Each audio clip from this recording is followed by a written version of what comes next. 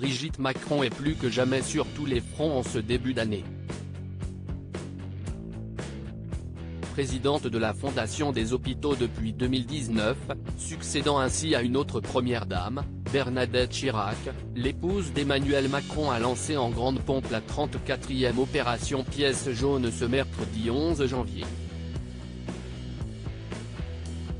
Très impliquée, elle est même allée jusqu'à se mettre en scène devant la caméra pour promouvoir la campagne de solidarité, mais elle a aussi et surtout enchaîné les interviews dans les médias.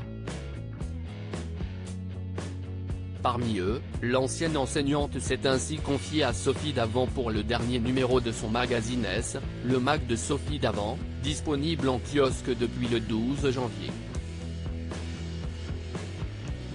Interrogée par la journaliste de France Télévisions sur son engagement auprès des jeunes en tant que première dame, la presque septuagénaire a rappelé qu'elle donne toujours des cours, mais à des adultes, a-t-elle précisé. Poursuivant son activité professionnelle dans un cadre associatif auprès de l'Institut des vocations pour l'emploi, LIVE, dont elle est la présidente du comité pédagogique, la première dame aimerait pouvoir faire davantage et entend bien mettre à contribution son savoir-faire auprès du plus grand nombre. Je réfléchis à donner des cours ou à permettre l'accès à la lecture à une plus grande échelle, a-t-elle ainsi confié à la présentatrice d'Affaires conclues.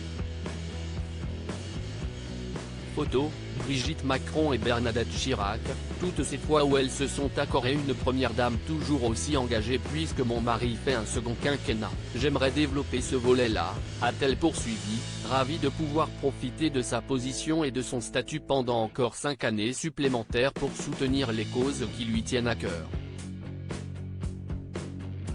L'épouse du président de la République était d'ailleurs revenue sur son engagement, tout au long du premier quinquennat de son mari, dans la lutte contre le harcèlement scolaire dans un entretien avec les lecteurs du Parisien aujourd'hui en France, paru le 11 janvier.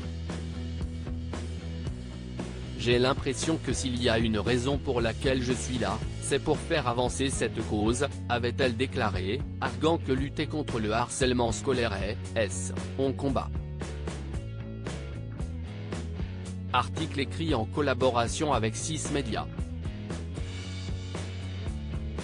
Crédit photo, Stéphane Le Mouton.